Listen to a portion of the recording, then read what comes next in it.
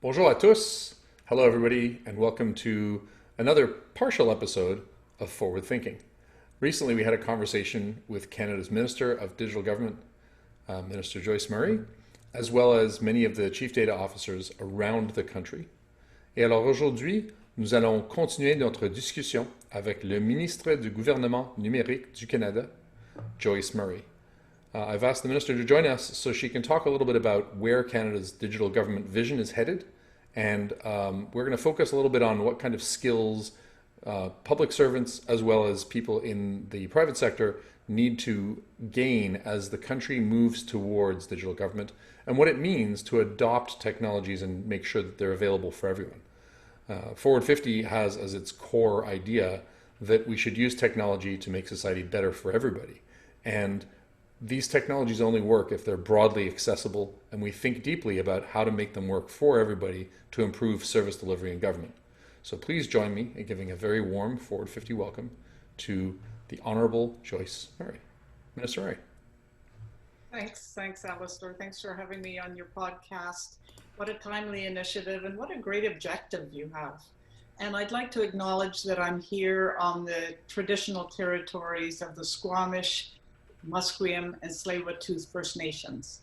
And as Canada's First Minister of Digital Government, I'm leading our government's digital transformation to improve services to Canadians. Behind every policy is the delivery of a transaction or service, which in turn depends on IT. So digital is actually at the heart of virtually everything that we offer as a government. And it's no secret that governments over time have fallen behind when it comes to delivering secure, reliable, and easy to use digital services. Actually, people's expectations have leapt past what governments have been doing. And so that's why my role exists today. So there's no question that we need to catch up to make it as easy to apply for a passport as it is to book a trip online using your phone. And of course, we need to avoid falling behind again. And the Prime Minister has signaled that this is a top priority for our government. There's lots of reasons why we are where we are today, and I won't go into them, but we do have decades of underinvestment in digital, leaving us ancient systems, inconsistent data collection, outdated processes and tools, and the public service whose structure and culture make it quite hard to quickly implement structural change. So we started, our government in 2016 started to dedicate significant funding and attention to the digital transformation. And we have made a great start with great people dedicated to making these improvements. So what's next? Well, first we have to modernize data applications and infrastructure so we have a solid foundation. We also have to build digital tools so Canadians can access the services they need. And this means tools based on their needs, not on what government wants to provide, and tools that are easy to find and use. And we have to create a government-wide platform to enable better collaboration and sharing data across departments. This will help the public service to avoid duplicating work and inconsistent approaches that make it confusing for Canadians to access services. So, and I guess finally, we have to address the significant culture shift that will be needed in order to succeed. And that's from breaking down departmental silos to bringing in the digital talent that we, as much as we need. And there's a lot more I could talk about. But, you know, over the course of the summer, I've been hosting roundtables with subject matter experts in many of these areas. And in seeking their perspectives and insights, I've learned way more about how to approach this challenge and how to prioritize. So from consulting with people on privacy issues, to collecting and sharing better data, to how to work with those who have the most challenges in accessing digital services, I'm going to keep listening and working to ensure we're doing this the right way, because transitioning the government of Canada to be more digitally enabled is not simply a matter of simply putting services online. We saw that through the COVID-19 experience of the last 8 months.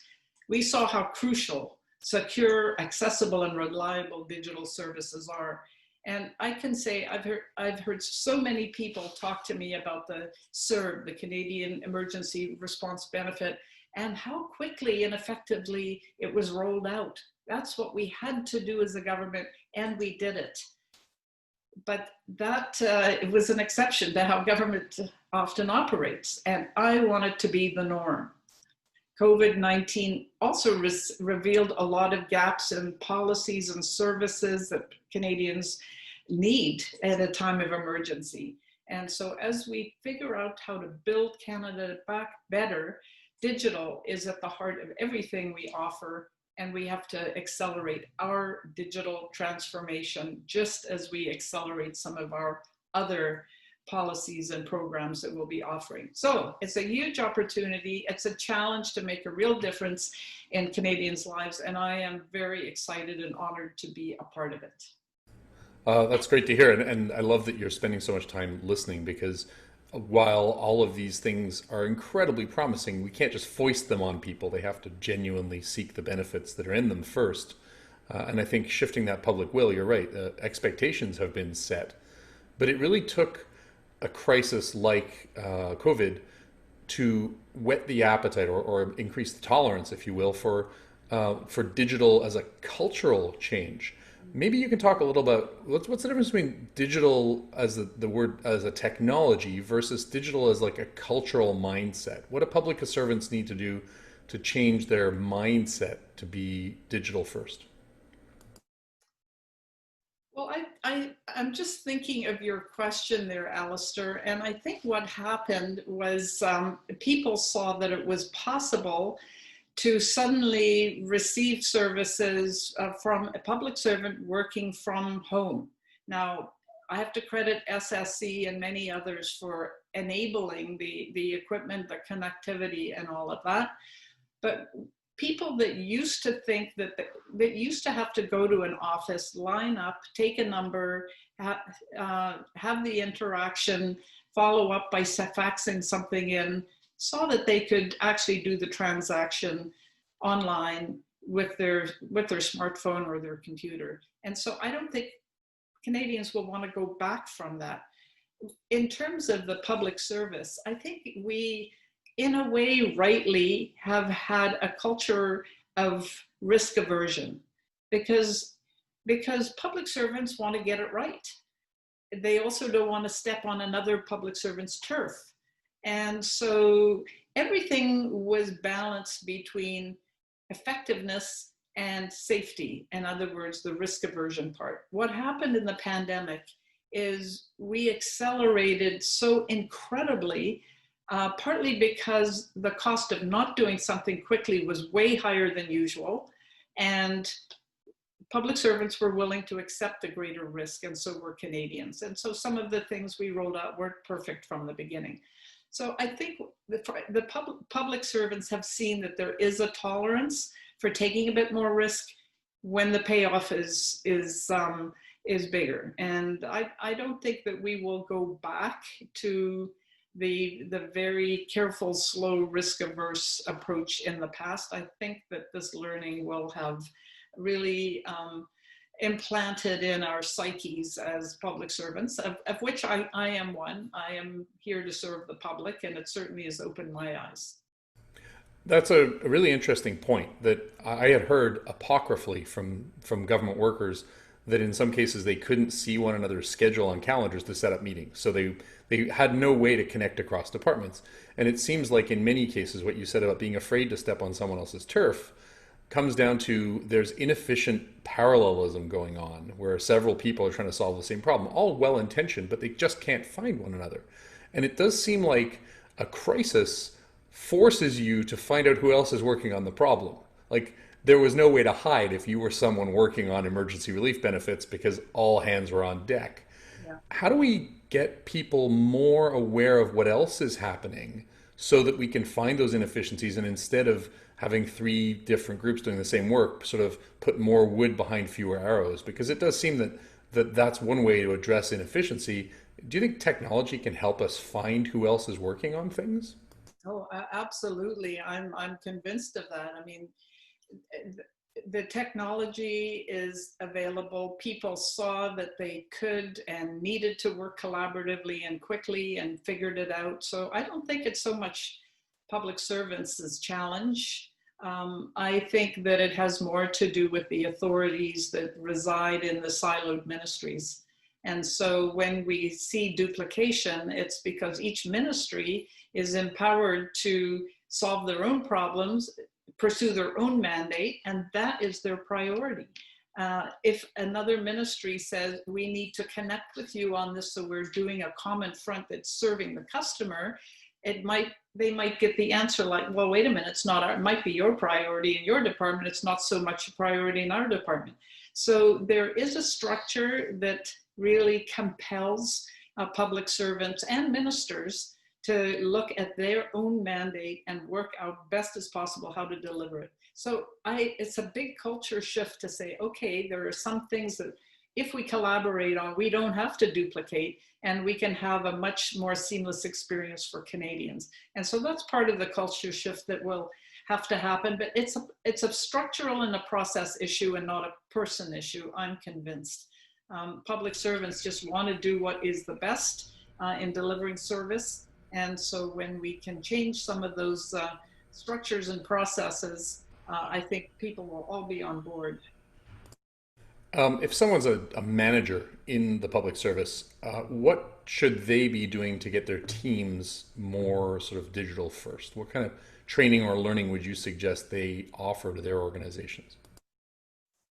Well, we do have the Digital Academy at the Canada School for Public Service, which has done a great job so far, and I want to see more training happening. Actually, when I was early on as the standalone digital government minister, I went into my office of newly hired staff in Ottawa in December, and the first thing I was hearing is, we did the digital training and it was so exciting. It was just eye-opening. So I think that we need to harness the tools that we have, and the Canada School for Public Service is an important one. There's a mindset with digital, so to some degree it's training, but to some degree I think even just working with people who are trained in that mindset. And that's the mindset of the person comes first. The Canadian is at the center of what we do. The shift from the mindset of my department, my minister, and my work to the Canadian, and what do we need to do to give the Canadian, the person, a better experience. That is a shift that I think people can learn by working on collaborative projects with people who have digital principles at heart and ingrained into their DNA. And that's one reason the Canadian Digital Service is such an important part of my ministry. And I continue asking other projects to take on some of the CDS teams to make sure that the digital principles of working in the open and using open source and trying things, iterating, and not putting everything under the covers until you think it's done and then revealing it and then finding out if it really worked or not. So there's some real changes in the way that the digital culture works, and we need to expand that understanding and that approach throughout the IT professionals in the Canadian Public Service. And I'm excited about that challenge and opportunity too. It does seem like there's a fundamental shift when you go from atoms to bits. And I joked a couple of years ago at Forward 50 that if you're building a battleship, it's very hard to do sort of agile battleship destruct. You know, you don't launch the first battleship and then try and add some things to it after it's been at sea for a while. You kind of have to get it right the first time. Whereas with digital, it feels like the ability to update so that the thing is live now and now and now, sort of this continuous model, is one thing that really gets us past this. The interface becomes everything, right? The user interface. And I think of Service Canada or a fax machine as interfaces. And I think most citizens think of them as interfaces. But as you said, behind that, there's someone who sees themselves as a department or a process. And it really is, it really crystallizes what it's for when you start by thinking about here's the interface and the job that a citizen wants to have done. And it may well be that behind that there's four ministries that are involved, but the customer shouldn't have to know. When I use Google, I don't care which data center I'm going to. I don't care what browser I'm in. I just type in the search and it works. It seems to me like that's a very big cultural shift for an organization where many people, identify with their particular department or process or mandate. How are you and how are our ministers changing the sort of connective tissue between mandates to reduce the sort of isolation of each particular ministry? Well, I see that as part of my responsibility to work with other ministers and to say show what's possible, to ask for that kind of collaboration, and to talk about how if we work together that way, the problems that they may be experiencing with old monolithic legacy systems that were put together in one department and are still using paper-based upgrades, I can talk about how it will be better for them and what they're trying to accomplish on behalf of citizens. Because we have to, I just want to remind myself and any listeners that the ministers and their public servants are doing their level best to do the best job possible. What's changed is we now have technology that enables us to do an even better job by collaborating and by sharing data. But a lot of the processes and even the laws prevent that data sharing, with the idea that it needs to be constricted in a department to keep it safer. We know that there are ways of ensuring privacy and safety while having the data available across departments. So now we need to start actualizing that in what we do. I can point at a couple of examples from COVID, Alistair, that I think demonstrates that kind of sharing.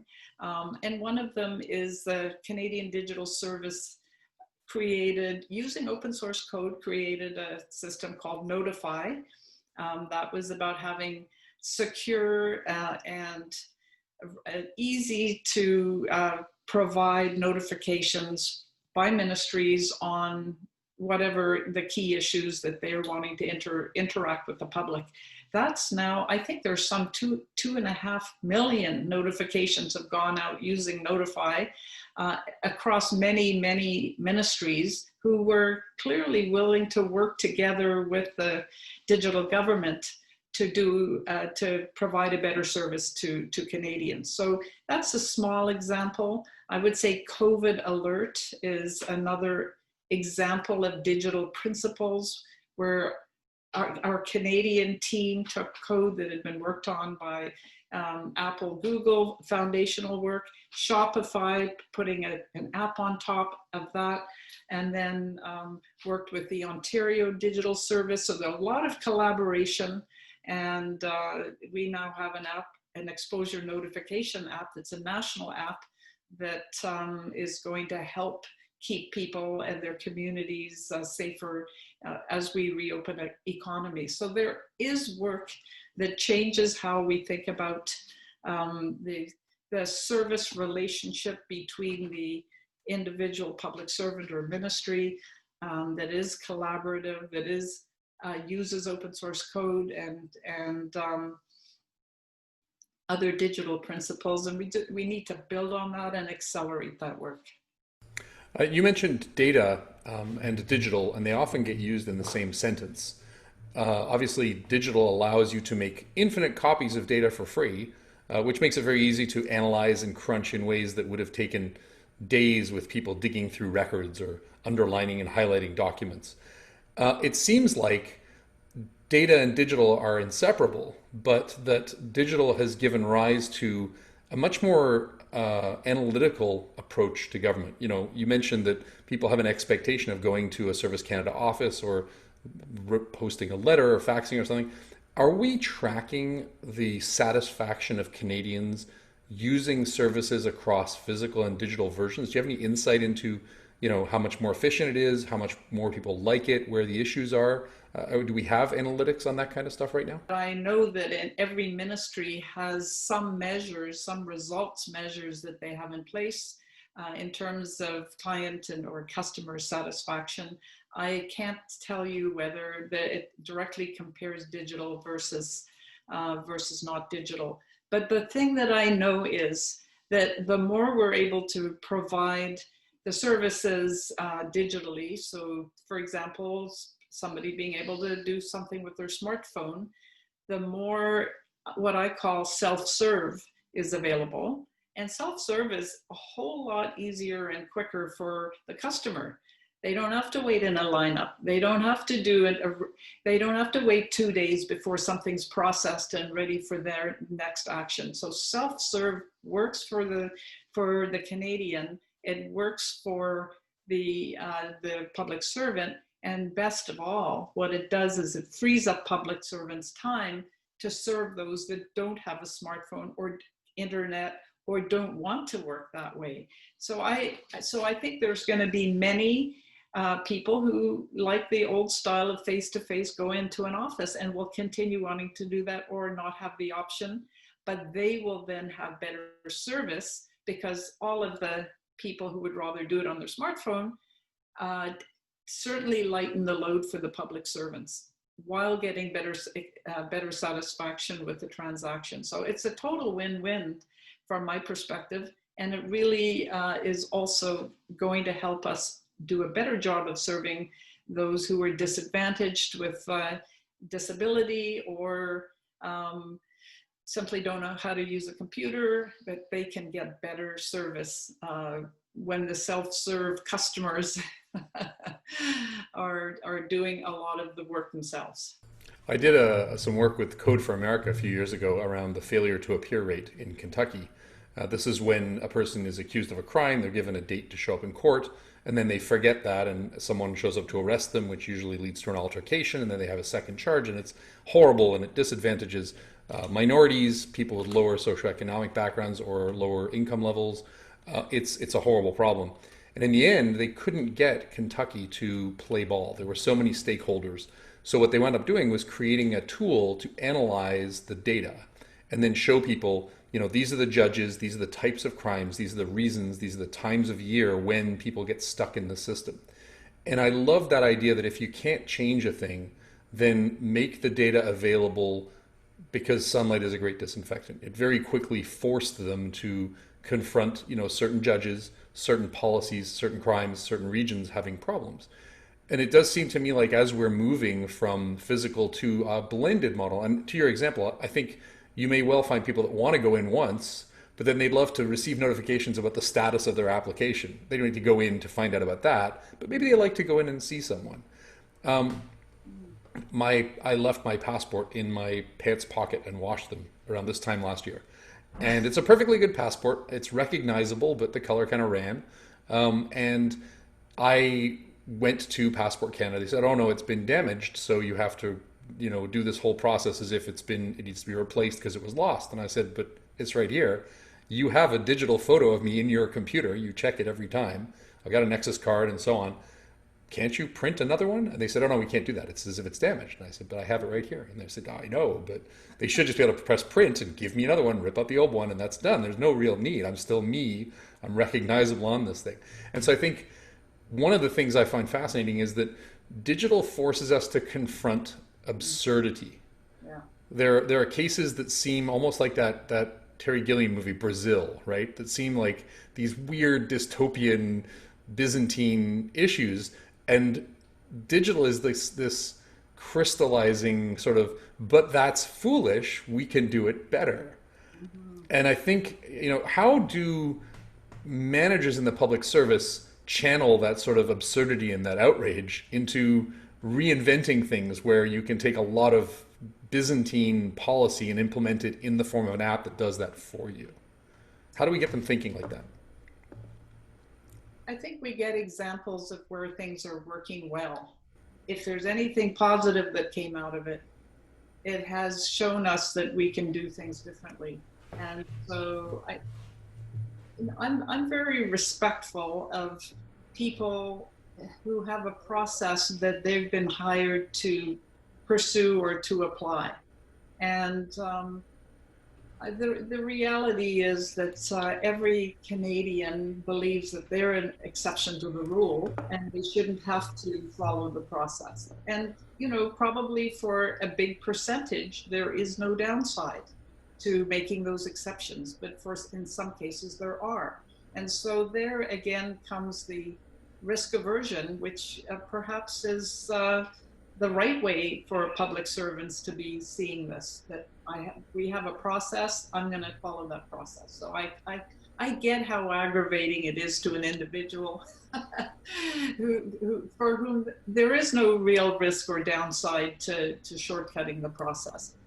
And I think you were a little unfair to the government when you said, you know, we have a lot of catching up to do. I remember Minister Bryson at the first Forward 50 saying that we are a blockbuster nation in a Netflix world. But that's about expectations. And I think that, you know, some of the people we've interviewed as part of Forward Thinking have said, I asked a question about AI and I was sort of laughed off the podcast by my guests. And they said, AI, that's great. We'll get there. We're making policies on it. But there's so much low-hanging fruit that when we say we're going to stand up cloud computing, that's no longer new and unusual. We understand clouds because other people have had to, you know, have got the scars from that. And so even if government is 5 years behind, you know, technology 5 years ago was still pretty cool. We still had Google Maps and stuff, but you can approach it with much better wisdom than if you're going in and experimenting a lot. So it does seem like there is an advantage to being 5 years behind. The, you know, they say the cutting edge is kind of covered in blood. There is something nice about being just behind the cutting edge and not being too aggressive about that. Well, I absolutely, and I think there's some things that we were trying to do maybe as a government, a federal government 15 years ago that ended up with massive failure that today could be done. But if the government gets too far ahead, you're right, that's got a downside as well. But at this point, I think we have a challenge to keep up with some of our fellow digital nations.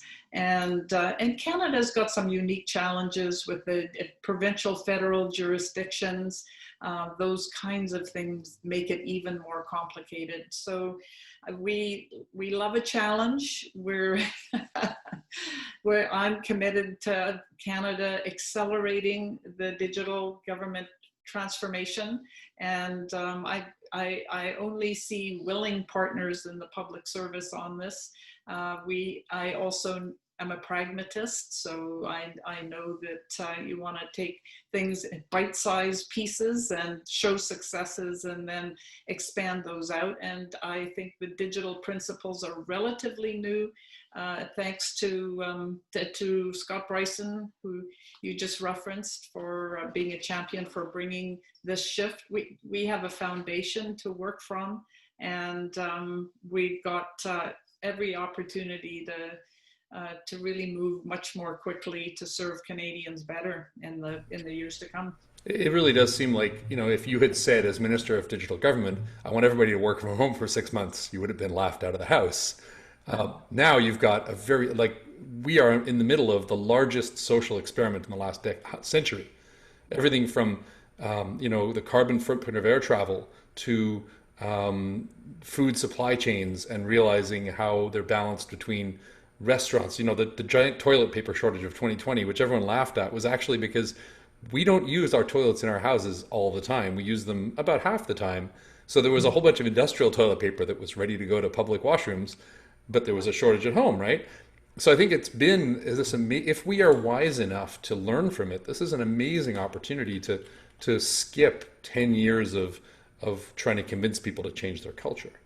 And I think, you know, we are lucky to be in a country where we have the support of things like CERB and so on, that we're able to learn from these changes. But you're absolutely right. It does seem to be a transitional year for so many reasons. So I know we have to wrap up. I really appreciate you being with us, and we're going to align this with our conversation we had with the other digital ministers last week, where things like identity came up, as you said.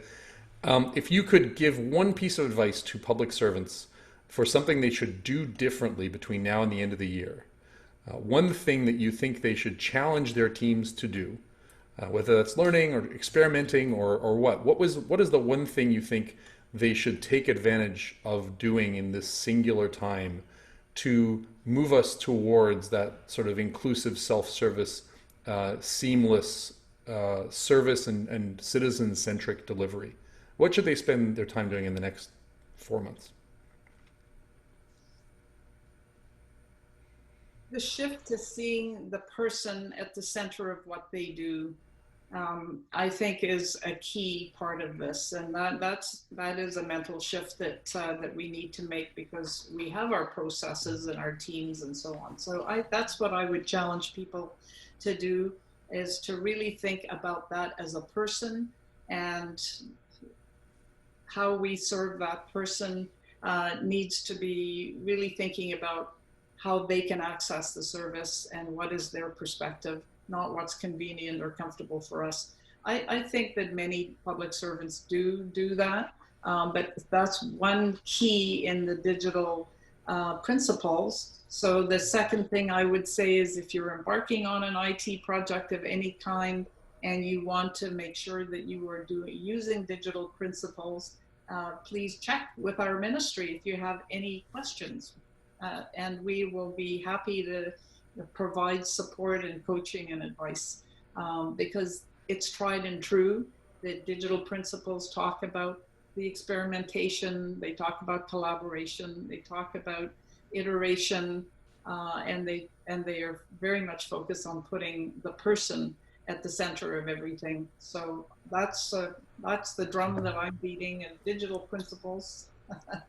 It's a good drum to beat. Well, thank you so much for your comments and your time today. Definitely loving seeing this stuff change as a citizen, and as someone who's trying to provoke some of these changes in the world. It's great to see everybody collaborating on this stuff. And thank you so much for your service and the service of the people that are working with you to steer Canada through COVID as well as we have. I think I speak on behalf of many citizens that 2020 has made us extremely proud of our government and of being Canadians. So thank you very much. Well, thanks, Alistair, and thank you for the inspiration you are for how to serve people better using digital tools. Thanks.